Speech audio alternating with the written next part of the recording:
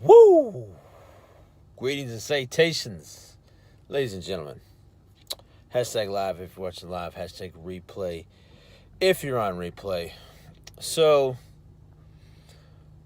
if you're out there struggling, okay, I use the word struggle, with your weight loss, your body fat percentage, it's just not going in your direction. You feel like you're doing all the things.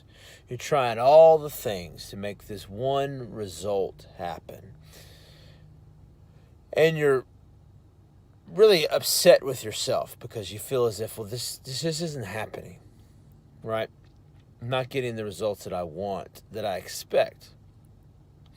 I want you to isolate a piece of your life, to really be able to be honest with yourself about your stress levels.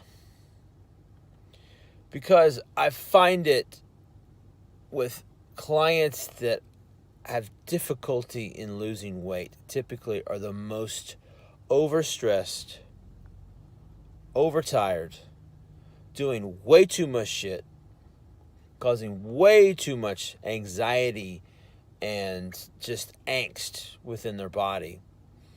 Typically are the ones that struggle the most with losing weight. Now, we can alter the behavioral patterns. We can implement the nutritional strategies. We can have the great workout system. We can have all these great things.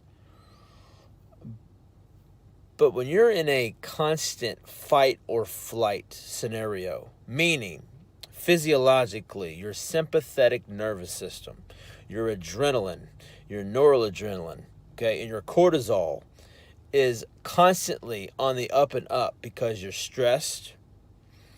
You're stressed about work. You're stressed about your kids. You're stressed about the world. You're stressing about stressing. You don't sleep. Your digestion sucks. And you're wondering why you are struggling to lose 10, 15, 20, 30, 50 pounds, whatever the case may be. In Eastern medicine, and those who don't know, I'll just go ahead and tell you, I'm not a big Western medicine kind of guy. I'm not a pharmaceutical kind of guy. I don't think you should treat every single thing underneath the sun with pharmaceutical drugs.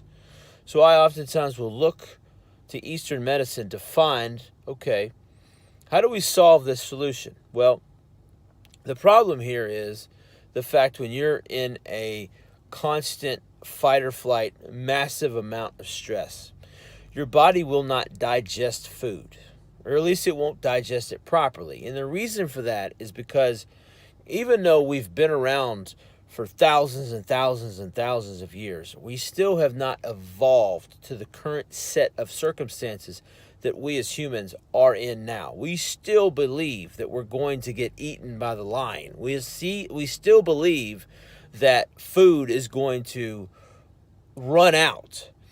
So therefore, when we're in this constant state of stress, we're in this constant state of fight or flight, our bodies operate under the assumption that we are being attacked, or we need to be in constant reservation of our food source, our energy source.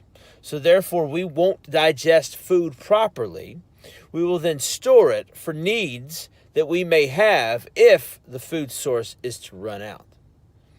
Now, there's no flip of a switch. There's no medicine. There's nothing that can correct this other than looking internally and being able to deal with the shit that is causing us so much stress. Because I find it super interesting about us as humans, and I do this too, that we look externally for solutions when internally the solutions are all there. There isn't one solution that is not within you. You can challenge me on it, and that's fine. But I'm coming to you from a state of, if you constantly think your life is going to be the way it is, and that's just the way life is, you've accepted that.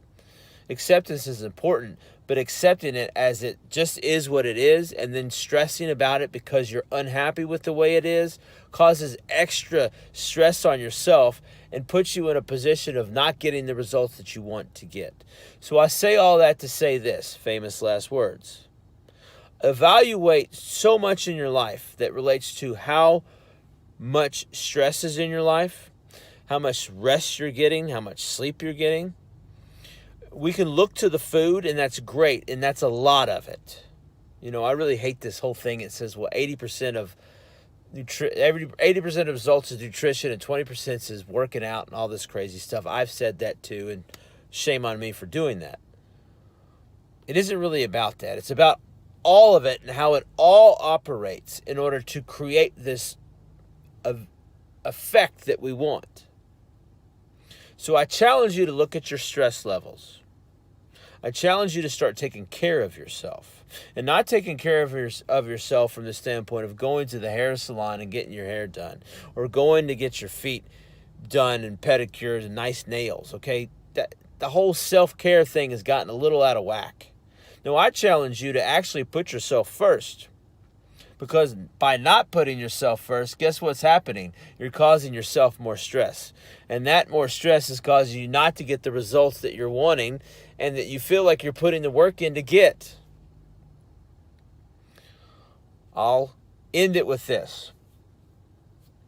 Our stress, our anxiety, our depression, our putting ourselves in this state of fight or flight, okay, for lack of a better way of saying it, has to do with the fact of we're either in the present, or we're either in the past, or we're in the future. We forget that the present is all we have. We forget to accept ourselves as we are, knowing that every single opportunity that we have is a growth opportunity to better ourselves. Instead of looking at obstacles as obstacles, use them as opportunities. When you make that mindset shift, you reduce your stress. You reduce the anxiety, you reduce the depression. Now, is it going to solve itself in one day? No. Listen to this video. Is it going to solve itself? Absolutely not. But it can put you on the path to solution. And I challenge you to find that solution. I challenge you to put yourself first. I challenge you to dissipate the undue stress that you put on yourself that doesn't need to be there, that's actually getting in the way of you getting the results that you want. As a coach, my job is not to solve your problems. My job as a coach is to ask you questions so that you solve your own. And sometimes that's all that's necessary. Hope everybody has a great day. #value in the comments section. If you found value with this, share this with someone that may need to hear it. Repeat it if you need to hear it again. I come to you with great love, great compassion, and I wish you all the best. Woo!